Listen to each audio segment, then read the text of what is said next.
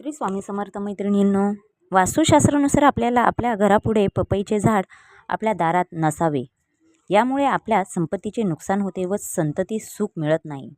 त्याचबरोबर आपण आपल्या अंगणामध्ये तुळशी नक्की असावी, परंतु ती थेट दरवाजासमोर नसावी. त्याने वेगवेगळे प्रकारचे क्लेश निर्माण होतात. आपण नेहमी दाराजवळ घरासमोर शोचे झाडे काटेरी लावतो, परंतु अशी झाडे लावू नयेत. गृहकलह त्याचबरोबर अशांती निर्माण होते. परंतु आपण गुलाबाचे व कोरफडचे झाड लावावे तरी चालेल. तुम्ही म्हणाल, कोरफड तर काटेरी आहे. हो, परंतु ती लावताना उत्तर दिशेला असावी, जेणेकरून गुलाब व कोरफड ही दोन रोपटी उत्तर दिशेस असल्यास घराचे वाईट शक्तीपासून संरक्षण करतात, अशी मान्यता आहे. त्याचबरोबर ज्या झाडातून चीक निघतो अशी झाडे नेहमी घराभोवती लावू नयेत. त्याचबरोबर पिंपळाचे झाड शक्यतो घराजवळ नसावे. असेलच तर घराच्या पश्चिमेला असणे फलदायी असते. वाईट वृत्तीपासून घराचे रक्षण करते. त्याचबरोबर वास्तुशास्त्रामध्ये शमीचे रोपटे अत्यंत शुभ मानले जाते. शमीच्या रोपट्याची पूजा केल्याने आयुष्य, आरोग्य व ऐश्वर्य वाढते. मनातील इच्छा लवकर पूर्ण होतात. नेहमी लक्षात असू द्या की आग्नेय दिशेस लाल फुले येणारी झाडे लावू नयेत. त्याने अनेक त्रास वाढतात. त्याचबरोबर घराभोवती काटेरी कुंपण असू नये.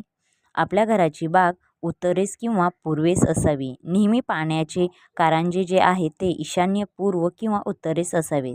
त्याचबरोबर घराच्या भिंतीवर वेल जाऊ देऊ नये. ज्या घराभोवती केळी, बोर, बाभूळ ही झाडे असतात त्या घराची प्रगती खुंटते.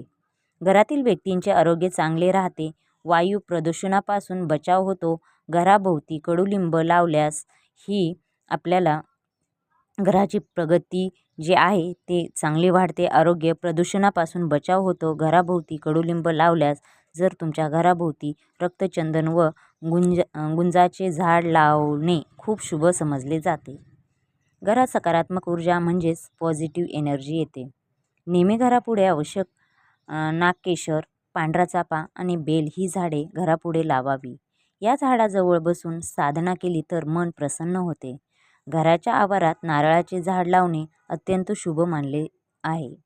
नारळाचे झाड पश्चिम व दक्षिण दिशा शुभ समजल्या जातात. घराच्या दक्षिण दिशेला फणसाचे झाड लावू शकतात. आपल्या घरासमोर लावण्यासाठी ही शुभ झाडे असतात. ते कोणती तर नारळ, बेल, हिरडा, देवदार, चंदन, अशोक, नागलता असे इतर सर्व झाडे तुम्ही तुमच्या घरासमोर लावू शकता. परंतु जे तुम्हाला मी सांगितलेले काटेरी झाडे वगैरे तर हे शास्त्र सांगतं. ज्या त्या दिशा दिलेल्या आहेत ज्या त्याच दिशेला अशी झाडे लावणे शुभ मानले जाते. त्याचबरोबर रुईचे प्लॉटमध्ये झाड लावू नये. लावलेच तर एखाद्या कोपऱ्यात तुम्ही लावू शकतायत. कोणी सहज जाऊ शकणार नाही अशा ठिकाणी. अशोकाचे वृक्ष घराच्या उत्तरेला असल्यास मालकाचे आरोग्य व पैसा पाण्याची स्थिती चांगली राहते. दुःख त्रास होत नाही. घरात बेलफळ आणून ठेवावीत. 1-2 आठवड्याने बदलावीत. त्याची पूजा अर्चा करण्यासाठी करायची गरज नाही. घरात सुख समृद्धी नांदते. फक्त तुम्ही आणून ठेवा. नेहमी माघ, भाद्रपद, फाल्गुन, अनुराधा, हस्त, उत्तर आषाढ, स्वाती हे झाडे या नक्षत्रावर कापावी. जे नक्षत्र सांगितले त्या नक्षत्रावर त्या झाडांची कापणी करावी. आंबा, सागवण, नारळ अशी उंच वाढणारी झाडे शेताच्या पश्चिम व दक्षिण भागात लावावी. याचा फायदा होतो. अशा प्रकारे तुम्हाला जे वास्तुशास्त्रानुसार आपल्याला आपल्या घरापुढे जी झाडे लावायची आहेत, कोणती झाडे लावायची नाहीत, याची सर्व मी माहिती तुम्हाला या व्हिडिओमध्ये दिली. शक्यतो आपल्या घराच्या समोर पपईचे झाड लावू नये. तुळशीचे असले तरी ते थोडे आपण दारातून बाहेर निघतोच असे पूर्ण दाराजवळ पण नसावे की येता जाता त्याला आपले पाय वगैरे लागतील. तिथे चप्पल आपण सोडत असतो. त्याच्यासाठी आपण तुळशीचे झाड देखील तिथे लावायचे नाही.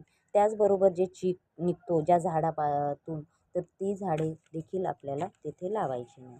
अशा प्रकारे जर तुम्हाला माझा व्हिडिओ आवडला असेल तर नक्की लाईक करा, शेअर करा, सबस्क्राईब करा आणि बेल आयकॉन बटन नक्की प्रेस करा.